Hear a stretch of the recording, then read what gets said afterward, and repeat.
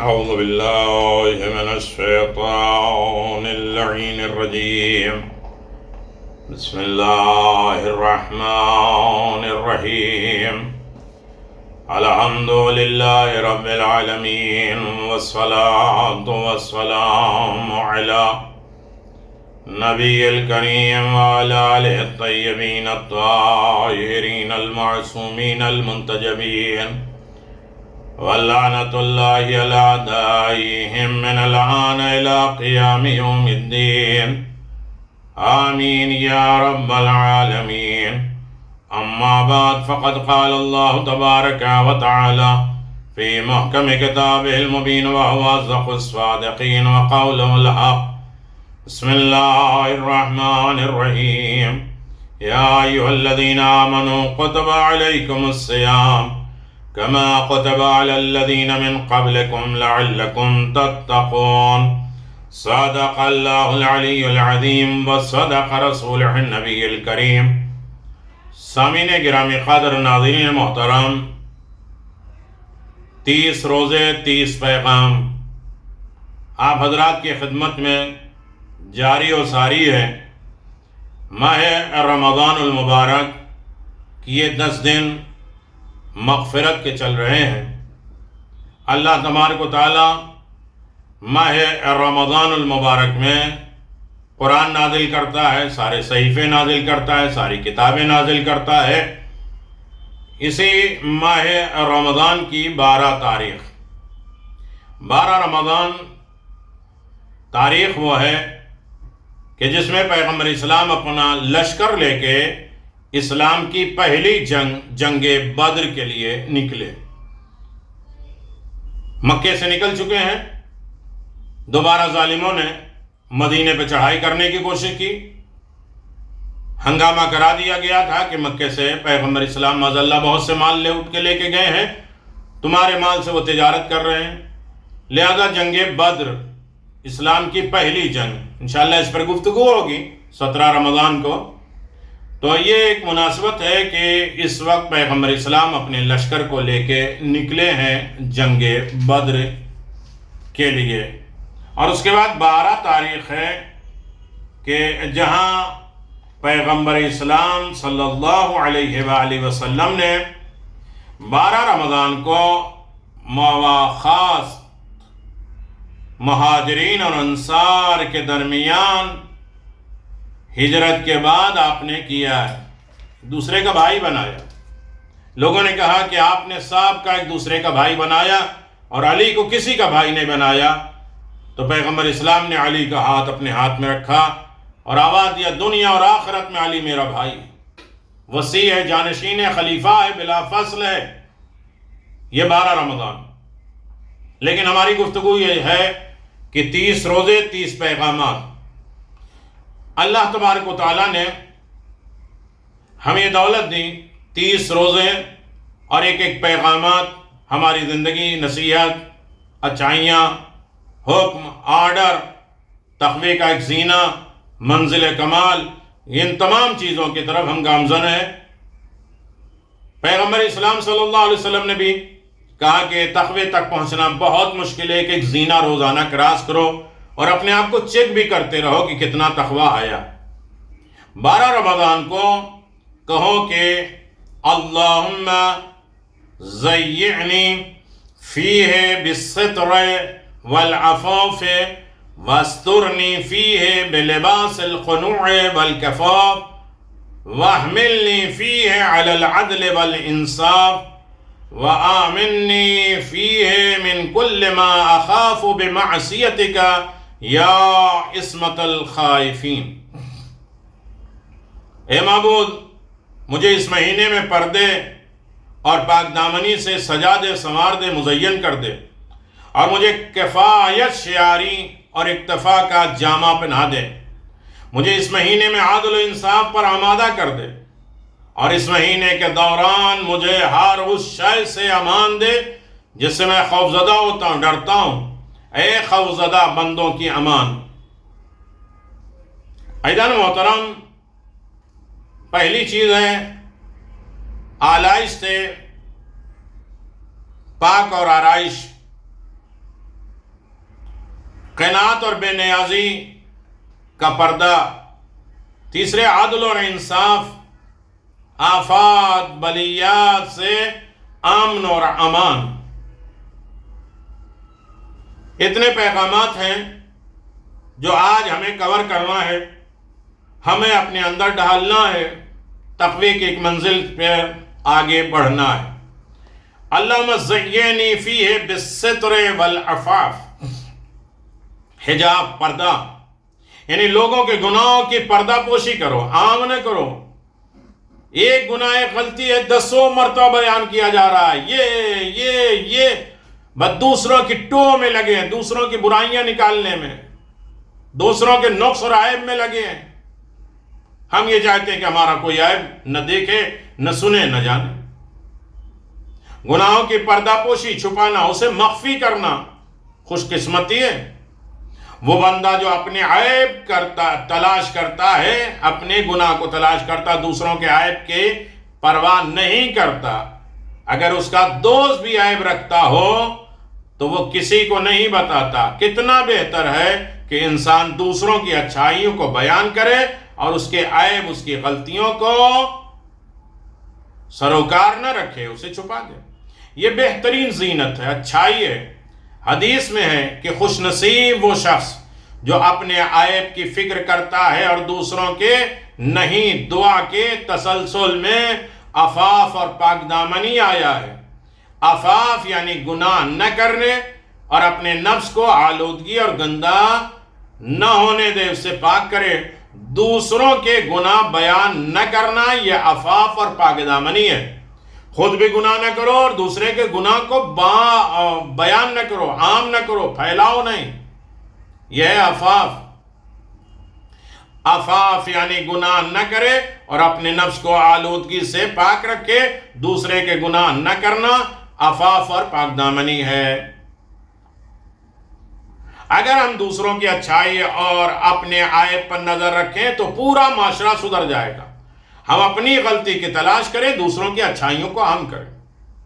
اگر انسان اپنے عیوب، اپنے عیب کی جانب توجہ دے اور اس کی اصلاح کی کوشش کرے تو دوسروں کے عیوب، نقائص، نقص اور عیب کی جانب متوجہ ہی نہیں ہوگا اور نہ ہی اس گناہ کا مرتکب ہوگا، کیونکہ ایسی حالت میں وہ نہ صرف دوسروں کے عیب جوئی کے بارے میں رغبت پیدا کرے گا بلکہ اسے اپنے عیب کی اصلاح کی فکر ہوگی، اور اس کے پاس اتنا وقت بھی نہیں بچے گا کہ وہ دوسرے کے عیوب کو، دوسروں کی غلطیوں کو دیکھ سکے، سرچ کرے۔ پیغمبر اسلام صلی اللہ علیہ وآلہ وسلم سے روایت ہے کہ آپ نے فرمایا، خوش نصیب ہے وہ شخص جس کے عیوب اسے مومنین کے عیوب تلاش کرنے سے روک دے۔ ہمارے ایسے عیب ہیں، ہم اپنے عیب کو تلاش کرنے لگے تو دوسرے کے عیب چھپ جائیں گے، ہم دوسروں کے عیب کو تلاش نہیں کریں گے۔ امیر المؤمنین علی بن ابی طالب علیہ السلام فرماتے ہیں، اہل ایمان کی صفات میں بیان کرتے ہیں کہ مومن کون ہے، اس کی صفتیں کیا ہیں۔ فرماتے ہیں مومن صرف اپنے عیوب کی فکر کرتا ہے، اپنے عیب، اپنی خامیاں، اپنے نقصہ، اپنے گناہ کی فکر کرتا ہے اور دوسرے کے عیوب کو تلاش جستجو نہیں کرتا ہے، اپنے آپ کو محفوظ کر لیتا ہے اپنا ایمان۔ اللہ اکبر۔ اپنی نیکیوں کو چھپاتا ہے، اپنی برائیوں کو عام کرتا ہے، ڈھونڈتا ہے، تلاش کرتا ہے، دوسروں کی اچھائیوں کو عام کرتا ہے، برائیوں کو چھپا لیتا ہے مومن۔ دوسری چیز ہے وَاسْتُرْنِي فِيهِ بِلَبَاسِ الْقُنُوعِ وَالْكَفَافِ۔ کفاف یعنی سادہ زندگی گزارے۔ اگر مال و ثروت، مال و دولت زیادہ ہو اور اسیر و گرفتار ہونے کا خطرہ ہو، اور اگر کم ہو، کسی کے سامنے ہاتھ پھیلانے کا، دراز کرنے کی رسوائی کا سبب ہو، ذلت کا خطرہ ہو، اس لیے خدا سے چاہتے ہیں کہ کفاف اور سادہ، جتنی چادر اس پر اکتفا اور اس پہ باہر نہ پھیلائے پیر، زندگی کریں۔ خدا سے التجا ہے کہ سادہ زندگی کی توفیق دے، کہ جو ہمارے پاس نہ ہو اس کی لالچ نہ کریں، اسے حاصل کرنے کے لیے حرام و حلال نہ کریں، اور اگر نہیں ہے تو دوسروں کے سامنے ہاتھ نہ پھیلائیں، قناعت کریں، جو مل گیا اس پر صبر و شکر کرنا۔ قناعت سے انسان عزت مند ہوتا ہے۔ قناعت یعنی جو ہے اس پر راضی رہنا، طمع اور لالچ کا اکھاڑ پھینکنا۔ اگر بے جا خواہشات کو انسان اہمیت دے تو انسان حرص کے چنگل میں پھنس کر بدبودار دنیا میں گرفتار ہو جاتا ہے، اور اس دلدل سے بچنے کے لیے جتنا بھی ہاتھ پیر مارے مزید دھنستا ہی جاتا ہے۔ اس کا نتیجہ ظاہر ہے کہ نفس کے آرزویں ایسے کنویں کی طرف ہیں جو کبھی بھی بھرتا نہیں ہے۔ کسی کی آرزو تمنا کبھی پوری نہیں ہوئی، کسی کی حرص، کسی کی لالچ کبھی ختم نہیں ہوئی، کسی کی امیدیں کبھی ختم نہیں ہوئی۔ اللہ اکبر۔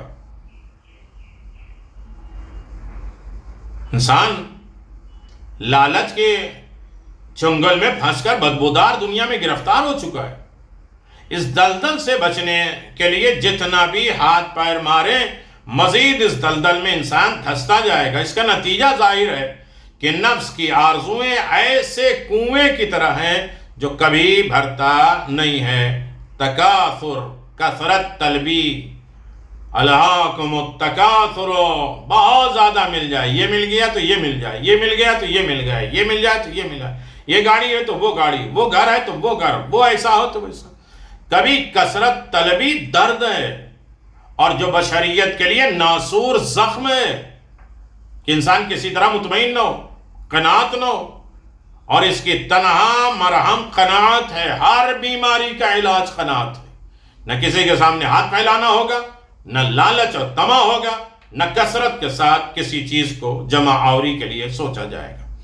امام جعفر صادق علیہ السلام فرماتے ہیں، من قنع بالمقسوم استراح من الحم والکرب والتعب۔ جو شخص اللہ کی دی ہوئی نعمتوں پر قناعت کر لیتا ہے، صبر و شکر کر لیتا ہے، وہ غم، سختی، تکلیف سے نجات پا جاتا ہے۔ امیر المومنین علی بن ابی طالب علیہ السلام فرماتے ہیں، اقنعوا بالقلیل من دنیاکم لسلامت دینکم۔ اپنی دنیا میں سے کم پر اکتفا کر لو، راضی ہو جاؤ، تاکہ تمہارا دین بچ جائے۔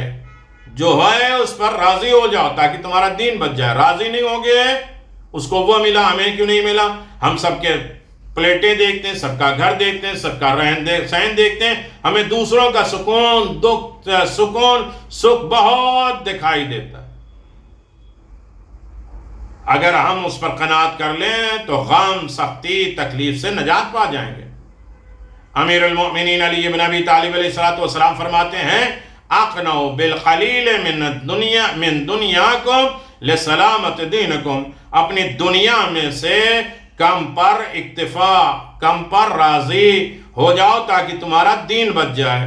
پھر امیر المومنین فرماتے ہیں، لا عز من قانع، کفایت شعار بڑھ کر کوئی شخص عزت دار نہیں ہے۔ ہم نے اپنی عزت جناب موسیٰ سے پروردگار نے کہا کہ ہم نے عزت کو قناعت میں رکھا ہے۔ لوگ اسے مالداری میں تلاش کرتے ہیں۔ جتنے قناعت ہو گئی، جو مل گیا اس پر صبر و شکر کیا، نہ لالچ کیا، نہ طمع کیا، نہ کثرت کی طرف کیا، نہ دوسرے کی طرف متوجہ ہوئے۔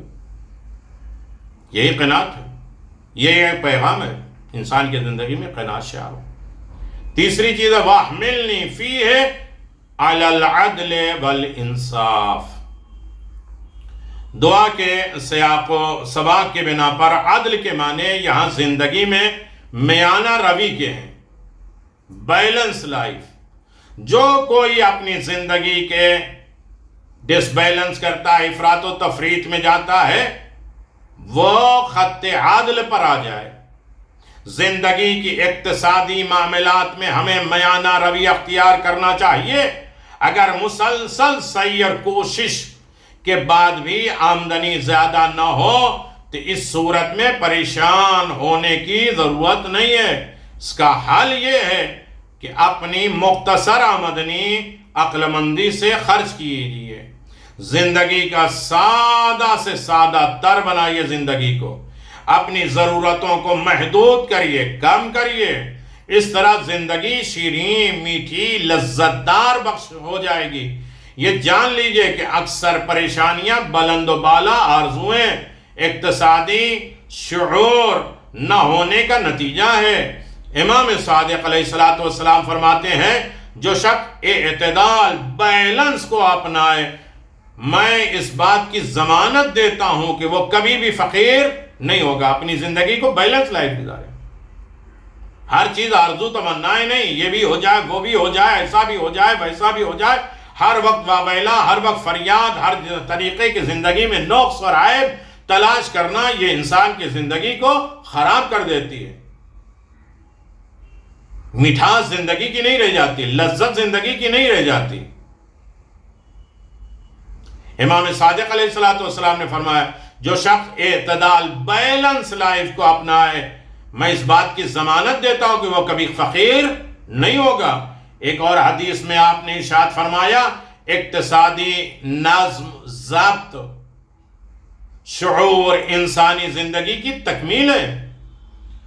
تو میں زندگی کا بیلنس، زندگی کے نظم و دستور، قانون، اپنے زندگی کے حساب و کتاب رکھنا، اپنے مال اور آمدنی کے، اپنے خرچوں کے حساب و کتاب جاننا، اور اس کے حساب سے اپنی معاشی زندگی چلانا انسان کی زندگی کے مکمل ہے۔ ہمیں نہیں معلوم کہ کیا آمدنی ہونے والا ہے اور خرچ ہے اسے بڑھتے جا رہے ہیں۔ اپنے زندگی کو منظم کریں، حساب و کتاب رکھیں۔ ایمان کی یہی تو علامت کہ ایمان کو چکھا ہی نہیں اس نے جب تک 3 کام نہ کر لے۔ امام نے فرمایا ان میں سے ایک یہ ہے کہ اپنی زندگی کے معاشی زندگی، آمدنی، خرچ، اخراجات، اٹھنا بیٹھنے کا انسان حساب و کتاب رکھے۔ اللہ اکبر۔ امام محمد باقر علیہ السلام نے ارشاد فرمایا جو شخص معاشی زندگی میں اعتدال، آمدنی اور خرچ کا صحیح حساب و کتاب نہیں رکھتا کہ آیا کتنا، گیا کتنا، خرچ کتنا ہوا، اس کا حساب و کتاب نہیں رکھتا، اس شخص میں کسی طرح کی کوئی خیر نہیں۔ اگر انسان اپنی آوک، اپنے اخراجات کا حساب کتاب نہیں رکھتا، بھئی آمدنی ہونے والی کتنی ہے اور ہمیں خرچ کتنا کرنا ہے، ہمیں زندگی کیسے گزارنا ہے، تو امام فرماتے ہیں اس کی زندگی میں کوئی خیر، کوئی اچھائی، کوئی نیکی نہیں ہے۔ کتنا اچھا ہے اگر زندگی میں روپے کا خزانہ نہیں ہے تو قناعت کا خزانہ تو ہے، کیونکہ القناعت کنز لا ينفد، قناعت وہ ختم نہ ہونے والا خزانہ ہے جو کبھی ختم نہیں ہوگا۔ اللہ اکبر۔ وَآمِنِّ فِيهِ مِن كُلِّ أَخَافٍ۔ اگر انسان رویوں کا جائزہ لیا جائے، اس کا طریقہ زندگی کا سمجھا جائے، تو یہ حقیقت واضح ہو جاتی ہے کہ ہمارا خوف کا سارا دار و مدار اس دنیا فانی کے نفع اور نقصان پر ہے۔ ہمارا سارا ڈر ہے کل نہیں ملے گا، آج بند ہو جائے گا، یہ لاک ڈاؤن لگ جائے گا تو اب کیا ہوگا، کل کھانے پینے کا نہیں ہوگا، کل اس کا نہیں ہوگا اور کل اس کا نہیں ہوگا، کل بچے گا نہیں، کل شادی کیسے ہوگی، کل گھرے گئے، سارا دنیا کا خوف انسان کے اندر امڑ آتا ہے۔ تو یہ کیا ہے، انسان ان تمام چیزوں کا خوف رکھتا ہے، دنیا کی ناکامی کا خوف، جان جانے کا خوف، دولت چھن جانے کا خوف، صحت ختم ہو جانے کا خوف، دشمن کا خوف، یہ انسانی ذہن میں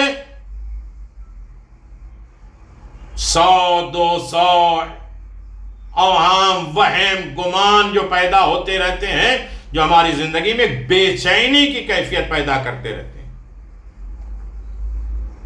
آج ہر شخص ان گنت بے شمار مسائل میں گھرا ہوا ہے، سکون نہ گھر میں ہے نہ گھر سے باہر ہے۔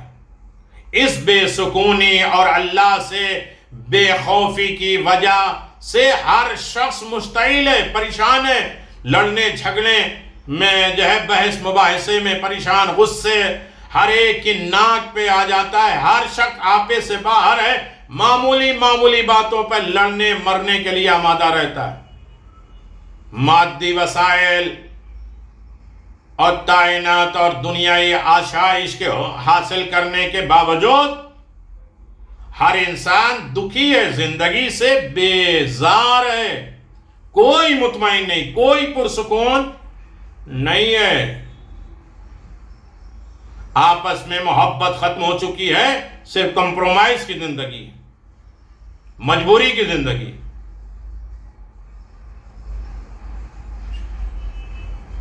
رنجشوں، عداوتوں نے دلوں کو اجاڑ دیا، رشتے کچے دھاگے کی طرح ٹوٹ جاتے ہیں، خاندان بکھر جاتے ہیں۔ آخر یہ ماجرا کیا ہے؟ اس کا سیدھا سیدھا جواب یہی ہے کہ ہم نے اپنی زندگی کو اپنے خود ساختہ اصولوں پہ گزارنے کا رویہ اپنا لیا، جو ہم نے اصول بنایا اسی پہ چلیں گے، اس لیے زندگی تباہی ہے۔ ہمارا اصول، ہماری لائف، ہمارے لائق، ہماری پسند، ہماری چوائس، ہماری خوبیاں، جہاں انسان خود اپنے بنائے ہوئے اصولوں اور قانون اور لا کے اوپر چلنے لگتا ہے، رویہ بنا لیتا ہے، یہ سارے مشکلات خود بخود آ جانے لگتے ہیں۔ رب العزت کی ذات کو ہم نے بھلا دیا، اس کا خوف ختم ہو گیا، اس کو حاضر ناظر نہیں مانا کہ وہ دیکھ رہا ہے۔ یہی انسانوں کی کھوکھلی زندگی کا شاخسانہ ہے۔ خوف خدا، اللہ کی رحمت کی امید، یہ دونوں شامل حال ہوتے ہیں تو راحت اور اطمینان والی زندگی میسر آ سکتی ہے۔ اس کے علاوہ دوسرے کوئی راستہ نہیں ہے اطمینان حاصل کرنے کا۔ اللہ اکبر۔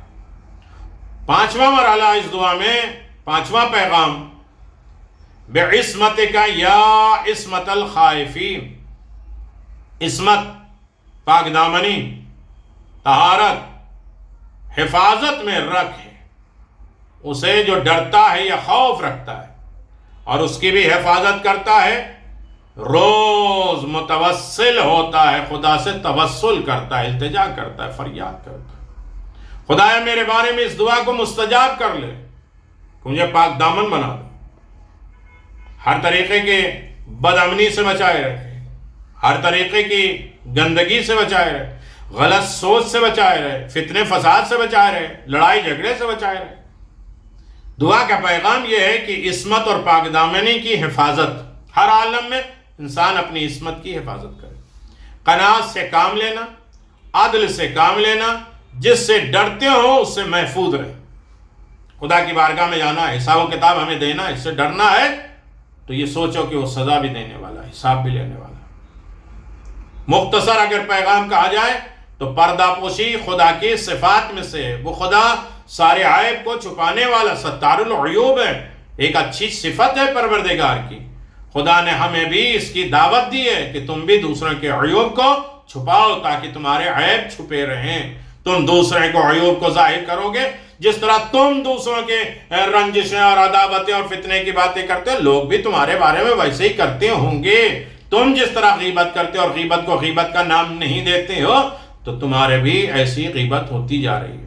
امیر المؤمنین علی بن ابی طالب علیہ السلام فرماتے ہیں، توبہ لمن شغلہ عیبہ عن عیوب الناس، کتنا خوشبخت، کتنا کامیاب، کتنا عظیم وہ ہے وہ شخص جو اپنے ہی عیوب پر نظر رکھتا ہے، اپنے ہی غلطیوں پر، اپنی کوتاہیوں پر، اپنے نقص اور عیب کو دیکھتا رہتا ہے، دوسرے کو عیوب سے اسے کوئی پرواہ نہیں ہے۔ وہ انسان مطمئن ہوتا ہے جو دوسروں کو عیوب کو، صرف عیبوں کو، برائیوں کو، نقص اور عیب کو تلاش کرتا ہے اور اپنے کو بھول جاتا ہے، وہ ہر جگہ بے چین رہتا ہے، اطمینان اسے نہیں رہتا۔